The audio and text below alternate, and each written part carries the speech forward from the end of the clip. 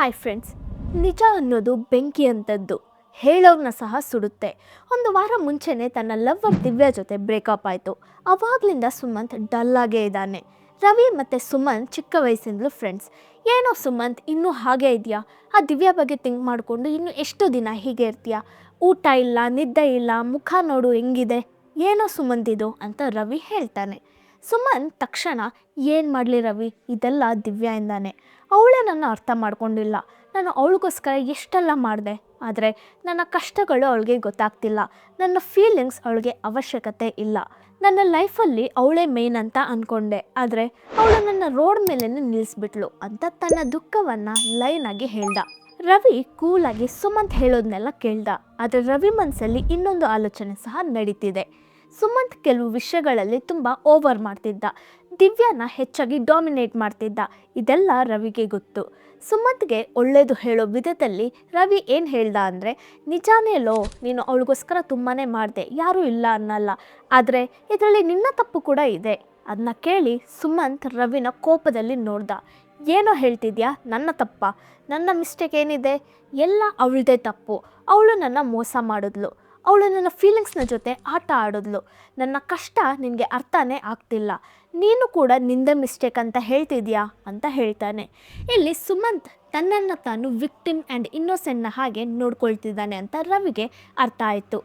ರವಿ ಹೇಳಿರೋ ನಿನ್ನ ತಪ್ಪು ಸಹ ಇದೆ ಅನ್ನೋ ನಿಜ ಸುಮಂತ್ ತನ್ನನ್ನು ತಾನು ನೋಡ್ಕೊಳ್ಳೋ ವಿಧಾನಕ್ಕೆ ಕಂಪ್ಲೀಟಾಗಿ ಆಪೋಸಿಟ್ ಆಗಿದೆ. ಸೊ ಅದು ಸುಮಂತನ ಸ್ಟ್ರಾಂಗ್ ಆಗಿ ಹಿಟ್ ಮಾಡ್ತು.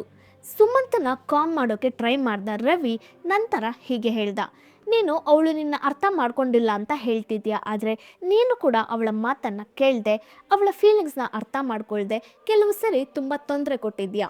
ಚಿಕ್ಕ ವಿಷಯಕ್ಕೆ ಕೋಪ ಮಾಡ್ಕೊಳ್ತೀಯ, ಅವಳಿಗೆ ಇಷ್ಟ ಇಲ್ಲದೆ ಇರೋ ಕೆಲಸಗಳನ್ನ ನೀನು ಮಾಡು ಅಂತ ಫೋರ್ಸ್ ಮಾಡ್ತೀಯ, ಅವೆಲ್ಲ ನಿನಗೆ ನೆನಪಿಲ್ವಾ ಅಂತ ಕೇಳ್ತಾನೆ. ಆ ಮಾತುಗಳನ್ನ ಕೇಳಿದ ಕೂಡಲೇ ಸುಮಂತ್ಗೆ ಇನ್ನೂ ಕೋಪ ಬಂತು.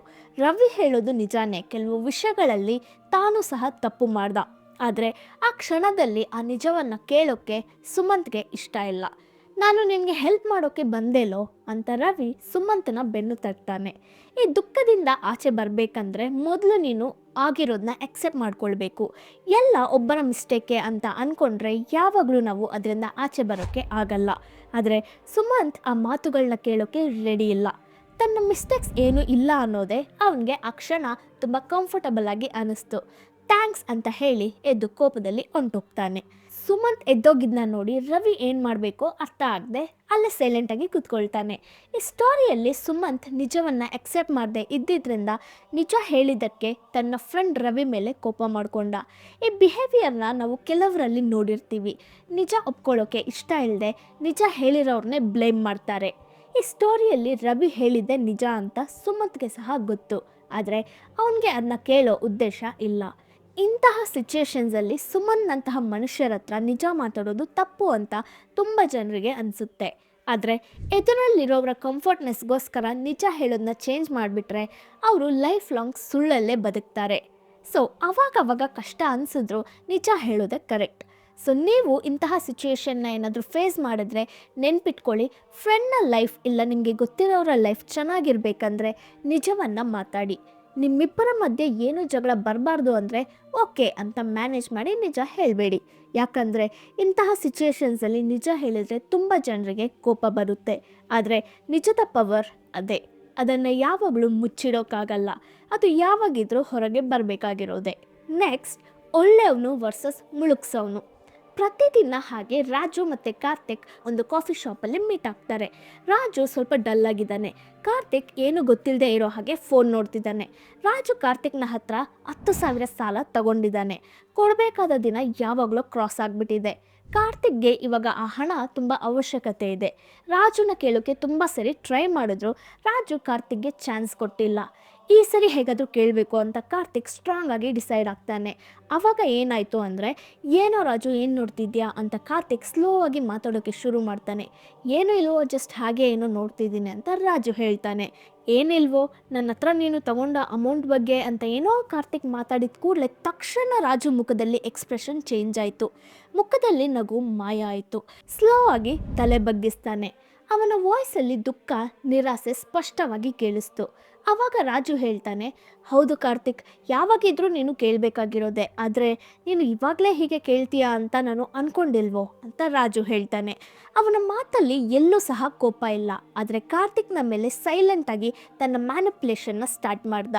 ನನಗೆ ಗೊತ್ತಿದೆಯೋ ನಿನಗೆ ಇವಾಗ ಹಣದ ಅವಶ್ಯಕತೆ ತುಂಬ ಇದೆ ಅಂತ, ಆದರೆ ನೀನು ತುಂಬ ಚೆನ್ನಾಗಿ ಅರ್ಥ ಮಾಡ್ಕೊಂಡಿರ್ತೀಯ ಅಂತ ಅಂದ್ಕೊಂಡೆ ಅಂತ ಒಂದು ಸೆಂಟಿಮೆಂಟಲ್ ಡೈಲಾಗ್ನ ಸಹ ಆ್ಯಡ್ ಮಾಡ್ತಾನೆ. ಕಾರ್ತಿಕ್ನ ಹೃದಯದಲ್ಲಿ ಕಲ್ಲು ಬಿದ್ದಂಗೆ ಆಗುತ್ತೆ. ರಾಜು ಕಿರುಚಾಡಿ ಗಲಾಟೆ ಮಾಡಿಲ್ಲ, ಕಾಸಿಲ್ಲ ಅಂತ ಬೇರೆ ಏನೇನೋ ಹೇಳಲಿಲ್ಲ, ಕೇವಲ ಡಿಸಪಾಯಿಂಟ್ಮೆಂಟ್ನ ಅಂದರೆ ನಿರಾಸೆನ ವ್ಯಕ್ತಪಡಿಸ್ದ ಅಷ್ಟೇ. ನೀನು ಹೀಗೆ ನನ್ನ ಸಡನ್ನಾಗಿ ಕೇಳ್ತೀಯ ಅಂತ ಅಂದ್ಕೊಂಡಿಲ್ಲ, ನೀನು ನನ್ನ ಚೆನ್ನಾಗಿ ಅರ್ಥ ಮಾಡ್ಕೊಂಡಿದ್ದೀಯಾ ಅಂದ್ಕೊಂಡೆ ಅನ್ನೋ ಇಂತಹ ಮಾತುಗಳು ಕಾರ್ತಿಕ್ನ ಡೀಪಾಗಿ ಟಚ್ ಮಾಡ್ತು.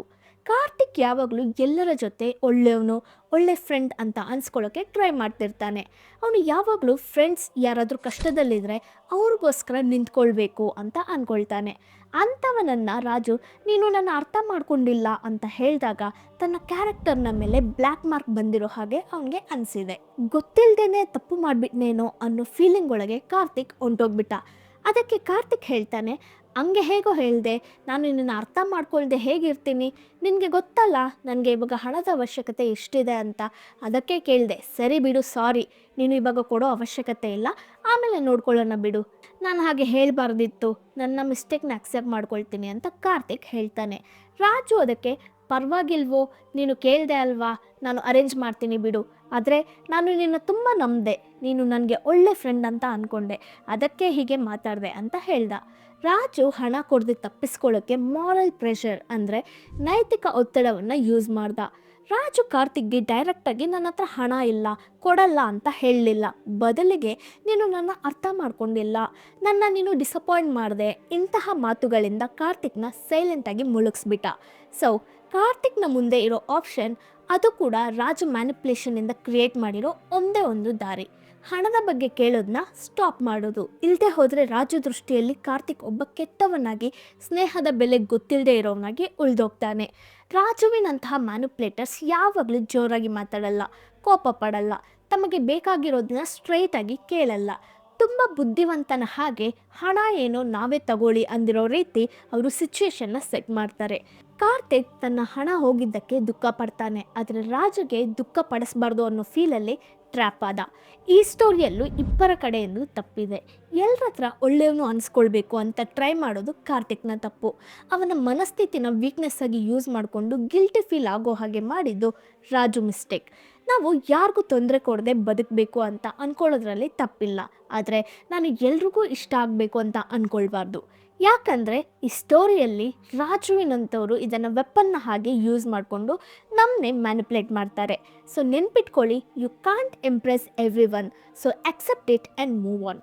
ನೆಕ್ಸ್ಟ್ ಡಾರ್ಕ್ ಸೈಕಾಲಜಿ ಸ್ಟೋರಿ ಇವಾಗ ಹೇಳೋದು ಒಂದು ನಿಜವಾದ ಕತೆ, ಒಂದು ಟ್ರೂ ಸ್ಟೋರಿ. ಮಾನವನ ಇತಿಹಾಸದಲ್ಲಿ ಒಂದು ಡಾರ್ಕೆಸ್ಟ್ ಎರಾದಲ್ಲಿ ನಡೀತು. ನಮಗೆ ವಿಡಿಯೋದಲ್ಲಿ ರಿಸ್ಟ್ರಿಕ್ಷನ್ಸ್ ಇದೆ ಅಂತ ಕೆಲವು ನೇಮ್ಸ್ನ ನಾನು ಯೂಸ್ ಮಾಡ್ತಿಲ್ಲ, ಆದರೆ ನೀವು ಒಂದ್ಸರಿ ಈ ಪಿಕ್ಚರ್ನ ನೋಡಿದ್ರೆ ನಿಮಗೆ ಅರ್ಥ ಆಗುತ್ತೆ. ಚಿಕ್ಕ ಮೀಸೆ ಇರುತ್ತೆ, ಚಾರ್ಲಿನ್ ಚಾಪ್ಲಿನ್ ಥರ ಇರ್ತಾರೆ, ಆದರೆ ನಮ್ಮ ಪ್ರಪಂಚಕ್ಕೆ ಒಂದು ಕಾಲದಲ್ಲಿ ಮೆಗಾ ವಿಲೇನ್ ಅಂತ ಅಂದ್ಕೊಳ್ಬೋದು. ಜಗತ್ತನ್ನು ಬೆಚ್ಚಿ ಬೀಳಿಸಿದ ಸರ್ವಾಧಿಕಾರಿಯ ಬಗ್ಗೆ ಎಲ್ರಿಗೂ ಗೊತ್ತಿರೋದೆ. ಅವ್ರಿಗೆ ಅಪಾರವಾದ ಅಧಿಕಾರ, ಅತಿ ದೊಡ್ಡ ಸೈನ್ಯ ಇತ್ತು, ಆದರೆ ಒಳಗೊಳಗೆ ತನ್ನ ಸೈನಿಕ ವ್ಯೂಹದ ವಿಷಯದಲ್ಲಿ, ಇತಿಹಾಸದಲ್ಲಿ ತನ್ನ ಸ್ಥಾನದ ವಿಷಯದಲ್ಲಿ ಅವ್ರಿಗೆ ಒಳಗೇನೆ ಒಂದು ಇನ್ಸೆಕ್ಯೂರಿಟಿ ಫೀಲಿಂಗ್ ಇರ್ತಿತ್ತು. ಹೊರಗೆ ಅವರು ಅಪಾರ ಶಕ್ತಿ ಇರೋ ನಾಯಕನಾಗಿ, ಎಲ್ಲ ಗೊತ್ತಿರೋ ವ್ಯೂಹಕರ್ತನಾಗಿ ಕಾಣಿಸಿದ್ರು. ಪ್ರಜೆಗಳು ತನ್ನನ್ನು ಕೇವಲ ಶಕ್ತಿವಂತನಾಗಿ ಅಲ್ಲದೆ ನಿಜವಾದ ಪ್ರತಿಭೆಯಾಗಿ, ಭವಿಷ್ಯತ್ನ ನೋಡೋಕ್ಕಾಗೋ ದೈವದೂತನಾಗಿ ಕಾಣಿಸಬೇಕು ಅಂತ ಅವರು ತೀವ್ರವಾಗಿ ಕೋರ್ಕೊಳ್ಳೋರು. ಅದಕ್ಕೆ ತನ್ನ ಬುದ್ಧಿ ಮತ್ತು ಸೈನಿಕ ಕೌಶಲ್ಯಗಳನ್ನ ಹೆಚ್ಚಾಗಿ ಅಪ್ರಿಷಿಯೇಟ್ ಮಾಡೋರ ಮಾತುಗಳನ್ನ ಹೆಚ್ಚಾಗಿ ಕೇಳ್ತಿದ್ರು. ಸುತ್ತ ಇರೋ ಮುಖ್ಯ ಅಧಿಕಾರಿಗಳು, ಸೇನಾಧಿಪತಿಗಳಲ್ಲಿ ಕೆಲವರು ತಮ್ಮ ಸ್ವಾರ್ಥಕ್ಕೋಸ್ಕರ ಸರ್ವಾಧಿಕಾರಿಯನ್ನು ಇನ್ನಷ್ಟು ಸಮಾಧಾನ ಪಡಿಸೋಕೆ ತನಗಿರೋ ಬಲಹೀನತೆಯನ್ನು ವೆಪನ್ನಾಗಿ ಯೂಸ್ ಮಾಡ್ಕೊಳ್ತಿದ್ರು. ಮುಖ್ಯವಾಗಿ ರಷ್ಯಾದ ಜೊತೆ ನಡೀತಿದ್ದ ಯುದ್ಧದಲ್ಲಿ ಅವರ ಸೈನ್ಯ ತೀವ್ರವಾದ ಚಳಿಗೆ, ನಷ್ಟಕ್ಕೆ ಗುರಿಯಾಗಿ ಹಿಂತಿರುಗಿ ಬರೋ ಸಿಚುಯೇಷನ್ ಬಂದಾಗ ಇದು ಸ್ಪಷ್ಟವಾಗಿ ಹೊರಬಂತು. ಒಂದು ಮುಖ್ಯವಾದ ಸಭೆಯಲ್ಲಿ ತುಂಬ ಎಕ್ಸ್ಪೀರಿಯನ್ಸ್ ಇರೋ ಜನರಲ್ಸ್, ಲಾಜಿಸ್ಟಿಕ್ಸ್ ಎಕ್ಸ್ಪರ್ಟ್ ಸೈನ್ಯ ಹಿಂತಿರುಗಬೇಕು ಅಂತ, ಇಲ್ಲದೆ ಹೋದರೆ ಭಾರಿ ನಷ್ಟ ಆಗುತ್ತೆ ಅಂತ ಸ್ಪಷ್ಟವಾದ ಆಧಾರಗಳ ಜೊತೆ ಈ ಸರ್ವಾಧಿಕಾರಿಗೆ ಎಕ್ಸ್ಪ್ಲೇನ್ ಮಾಡಿದ್ದಾರೆ. ಅವರ ಮಾತು ಸ್ಟ್ಯಾಟಿಸ್ಟಿಕ್ಸ್ ಎಲ್ಲ ಫ್ಯಾಕ್ಟ್ಸ್ ಮತ್ತು ಪ್ರಾಕ್ಟಿಕಲ್ ಸಹ. ಆದರೆ ಸರ್ವಾಧಿಕಾರಿ ಅದನ್ನು ಕೇಳೋಕ್ಕೆ ರೆಡಿ ಇಲ್ಲ. ಆವಾಗ ಅವರ ಮುಖ್ಯ ಸಲಹೆಗಾರ ಏನಂದ ಅಂದರೆ, ಓ ಸರ್ವಾಧಿಕಾರಿ, ನಿಮ್ಮ ಕಾರ್ಯತಂತ್ರದ ದೃಷ್ಟಿಕೋನಕ್ಕೆ ಸಾಟಿ ಇಲ್ಲ. ನಿಮ್ಮಂತಹ ಸೈನಿಕ ಪ್ರತಿಭೆ ಈ ಪ್ರಪಂಚದಲ್ಲಿ ಇನ್ನೊಬ್ಬರಿಲ್ಲ. ಎಲ್ಲರೂ ಸಹ ಸೈನ್ಯ ಹಿಂತಿರುಗಬೇಕು ಅನ್ನೋದರ ಬಗ್ಗೆನೇ ಮಾತಾಡ್ತಿದ್ದಾರೆ. ಆದರೆ ನೀವೊಬ್ಬರೇ ಈ ಪರಿಸ್ಥಿತಿಯಲ್ಲೂ ವಿಜಯ ಸಾಧಿಸೋಕೆ ದಾರಿ ಹುಡುಕ್ತಿದ್ದೀರಾ. ನಿಮ್ಮ ಡಿಸಿಷನ್ ಫೈನಲ್. ಇತಿಹಾಸದಲ್ಲಿ ನಿಮ್ಮ ಹೆಸರನ್ನು ಹೇಳೋ ಅಂಥ ದೊಡ್ಡ ವಿಜಯ ಇದಾಗುತ್ತೆ ಅಂತ ಅವನು ಹೇಳ್ದ. ಇವನು ಹೀಗೆ ಹೊಗಳಿದ್ರಿಂದ ಸರ್ವಾಧಿಕಾರಿಗೆ ಕಣ್ಣುಗಳು ಓಪನ್ ಆಯಿತು. ಸರ್ವಾಧಿಕಾರಿ ಒಳಗೊಳಗೆ ಯಾವಾಗಲೂ ಡೌಟ್ ಪಡ್ತಿದ್ರು, ನಾನು ಮಾಡ್ತಿರೋದು ಕರೆಕ್ಟಾ ಇಲ್ವಾ ಅಂತ. ಆದರೆ ಅವ್ರಿಗೆ ಈ ಸಲಹಾಗಾರನ ಮಾತನ್ನು ಕೇಳಿದ ಕೂಡಲೇ ತನ್ನ ಇನ್ಸೆಕ್ಯೂರ್ ಫೀಲಿಂಗ್ ಮರೆ ಆಯಿತು. ಇದು ನಿಜಾನಾ ಇಲ್ವಾ ಅಂತ ಸರ್ವಾಧಿಕಾರಿ ಒಂದು ಕ್ಷಣ ಸಹ ಆಲೋಚಿಸಿಲ್ಲ. ಅವರು ಏನನ್ನು ಕೇಳಬೇಕು ಅಂತ ಇದ್ರೋ ಅದನ್ನ ಕೇಳಿಬಿಟ್ರು. ಹೊಗಳಿಕೆಯನ್ನು ಕುರುಡಾಗಿ ನಂಬಿಬಿಟ್ರು. ಅವ್ರನ್ನ ಶ್ರೇಷ್ಠ ಅಂತ ಹೊಗಳಿದಾಗ ಆಪೋಸಿಟ್ ಪರ್ಸನ್ನ ಉದ್ದೇಶವನ್ನು ಪ್ರಶ್ನಿಸಬೇಕಾದ ಅವಶ್ಯಕತೆ ಸರ್ವಾಧಿಕಾರಿಗೆ ಅವಶ್ಯಕತೆ ಇರಲಿಲ್ಲ ಅಂತ ಅನಿಸಿದೆ. ಸೊ ಅವರು ತಕ್ಷಣ ಎಕ್ಸ್ಪೀರಿಯನ್ಸ್ ಇರೋ ಜನರಲ್ಸ್ ಇವರ ಸಲಹೆಗಳನ್ನ ಪಕ್ಕಕ್ಕೆ ಇಕ್ಕಿ ಸೈನ್ಯವನ್ನು ಹಿಂತಿರುಗೋಕ್ಕೆ ಹೇಳದೆ ಮುಂದೆ ಸಾಗೋಕ್ಕೆ ಆದೇಶಿಸ್ತಾರೆ. ಈ ನಿರ್ಧಾರ ಇತಿಹಾಸದಲ್ಲಿ ಮರೆಯೋಕ್ಕಾಗದೇ ಇರೋ ಯುದ್ಧವಾಗಿ ಉಳಿದಿದೆ. ಈ ಒಂದು ಡಿಸಿಷನ್ ಸರ್ವಾಧಿಕಾರಿಯ ಸೈನ್ಯಕ್ಕೆ ನಷ್ಟವನ್ನು ಉಂಟು ಮಾಡಿತು. 1000 ಸಂಖ್ಯೆಯಲ್ಲಿ ಸೈನಿಕರು ಚಳಿಗೆ, ಹಸಿವಿಗೆ, ರಷ್ಯಾದ ದಾಳಿಗೆ ಬಲಿಯಾದರು. ಈ ಡಿಸಿಷನ್ನ 2ನೇ ಮಹಾಯುದ್ಧದಲ್ಲಿ ತಗೊಂಡಿದ್ದು. ಸರ್ವಾಧಿಕಾರಿಯ ಕುಸಿತಕ್ಕೆ ಕಾರಣವಾದ ಮುಖ್ಯ ಕಾರಣಗಳಲ್ಲಿ ಇದು ಒಂದು. ಇಲ್ಲಿ ಸರ್ವಾಧಿಕಾರಿಯನ್ನು ಹೊಗಳೋಕೆ ತನ್ನ ಸುತ್ತ ಇರೋರಿಗೆಲ್ಲ ಅವ್ರಿಗಿಂತ ನಾಲೆಡ್ಜ್ ಇರೋ ಅವಶ್ಯಕತೆ ಇಲ್ಲ. ಅವ್ರಿಗೆ ಸರ್ವಾಧಿಕಾರಿಯ ಮನಸ್ಸಲ್ಲಿರೋ ಇನ್ಸೆಕ್ಯೂರ್ ಫೀಲ್, ತನ್ನನ್ನು ತಾನು ಶ್ರೇಷ್ಠ ವ್ಯಕ್ತಿಯಾಗಿ ನಿರೂಪಿಸ್ಕೊಳ್ಬೇಕು ಅನ್ನೋ ಎಕ್ಸ್ಟ್ರೀಮ್ ಡಿಸೈರ್, ಅದನ್ನ ಅರ್ಥ ಮಾಡಿಕೊಂಡ್ರೆ ಸಾಕು. ತನ್ನನ್ನು ತಾನು ಪ್ರತಿಭಾವಂತ ಅಂತ ನಿರೂಪಿಸ್ಕೊಳ್ಳೋಕ್ಕೆ ಎಂತಹ ಡಿಸಿಷನ್ ಬೇಕಾದರೂ ತಗೊಳ್ತಾರೆ ಅನ್ನೋದು ಇವ್ರಿಗೆ ಗೊತ್ತು. ಕೇವಲ ನಾಚಿಕೆ ಇಲ್ಲದೆ ಹೆಚ್ಚಾಗಿ ಹೊಗಳಿ ಸರ್ವಾಧಿಕಾರಿಯ ಅಹಂಕಾರ ಮತ್ತು ಆತ್ಮವಂಚನೆಯನ್ನು ಆಯುಧವಾಗಿ ಯೂಸ್ ಮಾಡಿಕೊಂಡ್ರು. ಹೊಗಳಿಕೆಗಳು ಹೇಗೆ ಲಾಜಿಕ್ನ ಪಕ್ಕಕ್ಕೆ ತಳ್ಳಿ ಮನುಷ್ಯರ ಬಲಹೀನತೆಯನ್ನು ಯೂಸ್ ಮಾಡಿಕೊಂಡು ಇತಿಹಾಸವನ್ನು ಬದಲಿಸುತ್ತೆ ಅಂತ ಹೇಳೋದಕ್ಕೆ ಇದೊಂದು ಬೆಟರ್ ನಿಜವಾದ ಎಕ್ಸಾಂಪಲ್. ಸ್ಟೋರಿ ನಮಗೆ ರಿಲೇಟೇಬಲ್ ಆಗಿ ಇಲ್ಲದೆ ಇರೋದ್ರಿಂದ ನಮಗೆ ಅಪ್ಲೈ ಆಗಲ್ಲ ಅಂತ ಅಂದ್ಕೊಳ್ಬೇಡಿ. ಸ್ಟೋರಿ ನಮಗೆ ಅಪ್ಲೈ ಆಗದೆ ಇರ್ಬೋದು, ಆದರೆ ನಮ್ಮಲ್ಲಿರೋ ಇನ್ಸೆಕ್ಯೂರಿಟೀಸ್, ಎಲ್ಲರೂ ನನ್ನ ಬಗ್ಗೆ ಏನು ಅಂದ್ಕೊಳ್ತಿದ್ದಾರೆ ಅನ್ನೋ ಕನ್ಸಿಸ್ಟೆಂಟ್ ಫೀಲಿಂಗ್ ಎಲ್ರಿಗೂ ಕಾಮನ್ ಆಗಿರುತ್ತೆ. ಅದನ್ನು ಯೂಸ್ ಮಾಡಿಕೊಂಡು ಕೆಲವರು ನಮ್ಮನ್ನ ಫೂಲ್ ಮಾಡೋದು ಸಹ ತುಂಬ ಕಾಮನ್ ಆಗೇ ನಡೆಯುತ್ತೆ. ಅವ್ರನ್ನ ಸ್ಟಾಪ್ ಮಾಡೋಕ್ಕಿಂತ ಮುಂಚೆ ನಾವು ನಮ್ಮಲ್ಲಿರೋ ಡೌಟ್ಸ್ನ ಸ್ಟಾಪ್ ಮಾಡಬೇಕು. ಬದಲಾವಣೆ ನಮ್ಮಿಂದಲೇ ಚೇಂಜ್ ಆಗಬೇಕು. ಆವಾಗಲೇ ನಮ್ಮ ಮೇಲೆ ನಮಗೆ ರೆಸ್ಪೆಕ್ಟ್ ಬರುತ್ತೆ. ನಮ್ಮನ್ನ ನಾವು ಸರಿಯಾಗಿ ಪ್ರೀತಿ ಮಾಡೋದು, ಸೆಲ್ಫ್ ಲವ್ ಅನ್ನೋದು ಎಷ್ಟು ಇಂಪಾರ್ಟೆಂಟ್ ಇಲ್ಲಿ ನಾವು ನೋಡ್ಬೋದು. ಹಾಗೆ next story, my life my rules, not so true. Hi tech ಸಿಟಿಯಲ್ಲಿ ಒಂದು ಆಫೀಸ್. ನೈಟ್ 9 ಗಂಟೆ ಆಯಿತು. ಸಾಯಿ ತನ್ನ ವರ್ಕ್ ಡೆಸ್ಕ್ನ ಹತ್ರ ಕೂತ್ಕೊಂಡಿದ್ದಾನೆ. ಅವನಿಗೆ ತುಂಬ ನಿದ್ರೆ ಬರ್ತಿದೆ, ಆದರೆ ಮಾಡಬೇಕಾಗಿರೋ ಕೆಲಸ ಇನ್ನೂ ಇದೆ. ಬಾಸ್ ಕಳಿಸಿರೋ ಲಾಸ್ಟ್ ಮಿನಿಟ್ ಮೇಲ್, ನಾಳೆಯ ಡೆಡ್ಲೈನ್ ಜೊತೆ ಅವನ ತಲೆ ಎಲ್ಲ ಬಿಸಿಯಾಗೋಗಿದೆ. ಆ ಟೈಮಲ್ಲಿ ತನ್ನ ಬಾಸ್ ಕ್ಯಾಬಿನಿಂದ ನಗ್ತಾ ಆಚೆ ಬಂದರು. ಟಯರ್ಡ್ ಆಗಿದೆಯಾ ಸಾಯ್ ಅಂತ ಬಾಸ್ ಸಾಫ್ಟಾಗಿ ಕೋಪ ಬರೋ ಹಾಗೆ ಕೇಳ್ತಾನೆ. ಆದರೆ ಬಾಸ್ ಇಲ್ಲಿ ಟ್ರಿಕ್ಸ್ನ ಪ್ಲೇ ಮಾಡ್ತಿದ್ದಾರೆ ಅಂತ ಸಾಯಿಗೆ ಸಹ ಗೊತ್ತು. ಎಲ್ಲ ನಿನ್ನಿಷ್ಟ, ನಿನ್ನ ಮೇಲೆ ಯಾವ ಪ್ರೆಷರ್ನೂ ಇಲ್ಲ. ಇನ್ ಕೇಸ್ ನಿಮಗೆ ಮಾಡೋಕ್ಕಾದ್ರೆ ಮಾತ್ರ ಇರು. ಅದಕ್ಕೆ ಇನ್ನೊಂದು ಮೀನಿಂಗ್ ಇರೋ ಹಾಗೆ ಆಪ್ಷನ್ಸ್ ಕೊಟ್ಟರು. ಆದರೆ ಸಾಯಿಗೆ ವಿಷಯ ಅರ್ಥ ಆಯಿತು. ಬಾಸ್ ಇರು ಅಂತ ಡೈರೆಕ್ಟಾಗಿ ಹೇಳಲಿಲ್ಲ, ಆದರೆ ಅವರ ಸ್ಮೈಲ್ನ ಹಿಂದೆ ಇರೋ ಮೆಸೇಜ್ ಕ್ಲಿಯರ್ ಆಗಿದೆ. ನೀನು ಹೋದರೆ ನನ್ನ ಕೆಲಸ ಯಾರು ಮಾಡ್ತಾರೆ? ಈ ಪ್ರಾಜೆಕ್ಟ್ ಫೇಲ್ ಆದರೆ ಅದರ ಇಂಪ್ಯಾಕ್ಟ್ ನಿನ್ನ ಕೆರಿಯರ್ನ ಮೇಲೆ ಬೀಳುತ್ತೆ. ಈ ಮಾತೆಲ್ಲ ಸಾಯಿ ತನ್ನೊಳಗೆ ಊಹಿಸ್ತಿದ್ದಾನೆ. ಇಂತಹ ಮೂಮೆಂಟಲ್ಲಿ ಯಾವ ಬಾಸ್ ಸಹ ಡೈರೆಕ್ಟಾಗಿ ಕೋಪ ಪಡಲ್ಲ. ಇದು ಸಾಯಿಗೂ ಗೊತ್ತು, ಆದರೆ ಸಾಯಿ ಊಹಿಸ್ಕೊಳ್ತಿದ್ದಾನೆ. ನೆಕ್ಸ್ಟ್ ಡೇ ಮಾರ್ನಿಂಗ್ ಡಿಸಪಾಯಿಂಟೆಡ್ ಲುಕ್ನ ಜೊತೆ, ಆ ಸೈಲೆಂಟ್ ಟ್ರೀಟ್ಮೆಂಟ್ನ ಜೊತೆ, ಆ ಕೆರಿಯರ್ನ ಬೆದರಿಸೋ ಮಾತುಗಳು, ಇವನ್ನೆಲ್ಲ ಸಾಯಿ ಕೇಳಬೇಕಾಗಿರುತ್ತೆ ಅನ್ನೋದು ಅವನಿಗೆ ಅರ್ಥ ಆಯಿತು. ಸಾಯಿಗೆ ತನ್ನ ಕೆಲಸನ ಪರ್ಫೆಕ್ಟಾಗಿ ಮಾಡಬೇಕು ಅಂತ, ಆ್ಯಂಡ್ ಬಾಸ್ನ ದೃಷ್ಟಿಯಲ್ಲಿ ಒಳ್ಳೆ ಎಂಪ್ಲಾಯಿ ಆಗಿರಬೇಕು ಅಂತ ಡಿಸೈಡ್ ಮಾಡಿಕೊಂಡ. ಸೊ ಇಲ್ಲ ಸರ್, ಅದು ಹೇಗೆ ಆಗುತ್ತೆ? ನಿಮಗೆ ಕಷ್ಟ ಆದರೆ ನಾನು ಹೇಗೆ ಹೋಗ್ತೀನಿ? ನೀವು ನನ್ನ ನಂಬಿ ಈ ಪ್ರಾಜೆಕ್ಟ್ ಕೊಟ್ಟಿದ್ದೀರಾ, ಪರವಾಗಿಲ್ಲ ಸರ್, ನಾನಿದ್ದು ಈ ಕೆಲಸನ ಕಂಪ್ಲೀಟ್ ಮಾಡಿ ಹೋಗ್ತೀನಿ ಅಂತ ಸಾಯಿ ಹೇಳ್ದ. ಕೆಲಸ ಮಾಡೋಕ್ಕೆ ಶುರು ಮಾಡ್ದ. ಬಾಸ್ನ ಮುಖದಲ್ಲಿ ನಗು ಇನ್ನೂ ದೊಡ್ಡದಾಯಿತು. ನೋಡು ಸಾಯಿ, ಅದಕ್ಕೆ ನೀನಂದರೆ ನನಗೆ ಇಷ್ಟ, ನೀನು ನಿಜವಾಗ್ಲೂ ಬೆಸ್ಟ್ ಎಂಪ್ಲಾಯಿ, ಇಲ್ಲ ಎಂಪ್ಲಾಯಿ ಆಫ್ ದ ಇಯರ್ ನೀನೇ ಅಂತ ಖುಷಿಯಾಗಿ ನಗ್ತಾ ಒಳಗೆ ಹೋಗ್ಬಿಟ್ರು. ಸಾಯಿಗೆ ಗೊತ್ತು ಇದೆಲ್ಲ ಒಂದು ಟ್ರ್ಯಾಪ್ ಅಂತ. ಬಾಸ್ ಯಾವಾಗಲೂ ಇವತ್ತು ಇರು ಅಂತ ಡೈರೆಕ್ಟಾಗಿ ಕೇಳಲ್ಲ, ಬದಲಿಗೆ ನಿನ್ನಿಷ್ಟ, ಪ್ರೆಷರ್ ಇಲ್ಲ, ನಿನ್ನ ಡಿಸಿಷನ್ ಅನ್ನೋ ಮಾತುಗಳಿಂದ ತನಗೆ ಡಿಸಿಷನ್ ತಗೊಳ್ಳೋ ಚಾಯ್ಸ್ ಕೊಡ್ತಿರೋ ಹಾಗೆ ಒಂದು ಎಮೋಷ್ನಲ್ ಟ್ರ್ಯಾಪಲ್ಲಿ ಹಾಕಿಬಿಡ್ತಾರೆ. ಸಾಯಿಗೆ ಆ ಟ್ರ್ಯಾಪಲ್ಲಿ ಬೀಳೋದು ಬಿಟ್ಟು ಬೇರೆ ಆಪ್ಷನ್ನೇ ಕಾಣಿಸ್ತಿಲ್ಲ. ಹಾಗೆ ಮಾಡದೆ ಹೋದರೆ ಸಾಯಿ ತನ್ನ ಬಾಸ್ನ ದೃಷ್ಟಿಯಲ್ಲಿ ಒಂದು ಬ್ಯಾಡ್ ಎಂಪ್ಲಾಯಿಯಾಗಿ ರೆಸ್ಪಾನ್ಸಿಬಿಲಿಟಿ ಇಲ್ಲದೆ ಇರೋನಾಗಿ ಉಳಿದೋಗ್ತಾನೆ. ಬಾಸ್ಗೆ ಸಾಯಿಗಿಂತ ಅತಿ ಬುದ್ಧಿವಂತಿಕೆ ಅವಶ್ಯಕತೆ ಇಲ್ಲ. ಸಾಯಿ ತನ್ನನ್ನು ತಾನು ಒಳ್ಳೆಯವನಾಗಿ ಕಷ್ಟಪಡ್ತಿರೋ ಹಾಗೆ ನೋಡ್ಕೊಳ್ಬೇಕು ಅನ್ನೋ ವೀಕ್ನೆಸ್ ಇದೆ ಅಲ್ವಾ, ಅದನ್ನು ಬಾಸ್ ಒಂದು ವೆಪನ್ನಾಗಿ ಯೂಸ್ ಮಾಡಿದ್ರು. ನಾರ್ಮಲಾಗಿ ನೋಡಿದ್ರೆ ಮಾತ್ರ ಲೇಟ್ ಆದರೂ ಕೆಲಸ ಮಾಡಬೇಕು ಅನ್ನೋ ಚಾಯ್ಸ್ ಸಾಯಿನೇ ತಗೊಂಡಿರೋ ಹಾಗೆ ಕಾಣಿಸುತ್ತೆ. ಅದರ ಆಪ್ಷನ್ಸ್ ಎಲ್ಲ ಬಾಸ್ ಅಂದ್ಕೊಂಡಿದ್ದು ಆಗೋ ವಿಧವಾಗೇ ಇರುತ್ತೆ. ಇಂತಹ ಸಿಚುಯೇಷನ್ಸಲ್ಲಿ ಸಿಗಾಕೊಂಡಿರೋರಿಗೆ ವಿಷಯ ಅರ್ಥ ಆದ್ರೂ ಆಚೆ ಬರೋಕ್ಕಾಗದೆ ಇದ್ದಾರೆ. ರೀಸನ್ ಏನಂದರೆ ಈ ಸ್ಟೋರಿಯಲ್ಲಿ ಸಾಯಿಗೆ ಕಮಿಟ್ಮೆಂಟ್ಸ್ ಇರೋದ್ರಿಂದ, ಅವುಗಳನ್ನ ಫುಲ್ಫಿಲ್ ಮಾಡೋಕ್ಕೆ ಜಾಬ್ ಇರಬೇಕಾಗಿರೋದ್ರಿಂದ ಇವ್ರಿಗೆ ಚಾಯ್ಸ್ ಇಲ್ಲದೆ ಮಾಡ್ತಿದ್ದಾರೆ ಅಷ್ಟೇ. ನಾವು ಸಹ ತುಂಬ ಸಿಚುಯೇಷನ್ಸಲ್ಲಿ ಮೈ ಲೈಫ್ ಮೈ ರೂಲ್ಸ್ ಅಂದ್ಕೊಳ್ತೀವಿ, ಆದರೆ ಕರೆಕ್ಟಾಗಿ ಅಬ್ಸರ್ವ್ ಮಾಡಿದ್ರೆ ಬೇರೆ ಯಾರೋ ನಮ್ಮ ಚಾಯ್ಸ್ನ ಡಿಸೈಡ್ ಮಾಡ್ತಿದ್ದಾರೆ. ಎಕ್ಸಾಂಪಲ್ಗೆ ನೆಟ್ಫ್ಲಿಕ್ಸ್ ಇಲ್ಲ ಪ್ರೈಮ್ ತಗೊಳ್ಳಿ, ನಮಗೆ ಇಷ್ಟ ಇರೋ ನಾವು ಚೂಸ್ ಮಾಡಿಕೊಂಡು ಒಂದು ಸಿನಿಮಾ ನೋಡಬೇಕು ಅಂತ ಅಂದ್ಕೊಳ್ತೀವಿ. ಆದರೆ ಒಳಗೆ ಹೋದ್ಮೇಲೆ ಅದೇ ಹೇಳುತ್ತೆ ಇದು ಪಾಪ್ಯುಲರ್ ಮೂವಿ, ಅದೇ ಹೇಳುತ್ತೆ ಇದು ಟಾಪ್ 10 ಅಂತ, ಅದೇ ಹೇಳುತ್ತೆ ಇದನ್ನ ನೋಡು ಅಂತ. ಇನ್ನು ಆ ಪ್ಲ್ಯಾಟ್ಫಾರ್ಮ್ ಸಜೆಸ್ಟ್ ಮಾಡೋ ಮೂವಿನೇ ನಾವು ಕೊನೆಗೆ ನೋಡ್ತೀವಿ. ಹಾಗೆ ನಿಮ್ಮ ಮನೇಲಿರೋರು ಬಂದು ಬ್ಯಾಂಗ್ಳೂರಿಂದ ಒಂದು ಸಂಬಂಧ ಬಂದಿದೆ, ಮೈಸೂರಿಂದ ಒಂದು ಸಂಬಂಧ ಬಂದಿದೆ ಅಂತ ಹೇಳ್ತಾರೆ. ನಾವು ಎರಡರಲ್ಲಿ ಯಾವುದನ್ನು ಚೂಸ್ ಮಾಡಬೇಕು ಅಂತ ಅಂದ್ಕೊಳ್ತೀವಿ. ನಾವು ಮೊದಲು ಮದುವೆ ಆಗ್ತೀವಾ ಇಲ್ವಾ ಅನ್ನೋ ಆಲೋಚನೆನ ಇಲ್ಲಿ ಮರ್ತು ಬಿಡ್ತೀವಿ.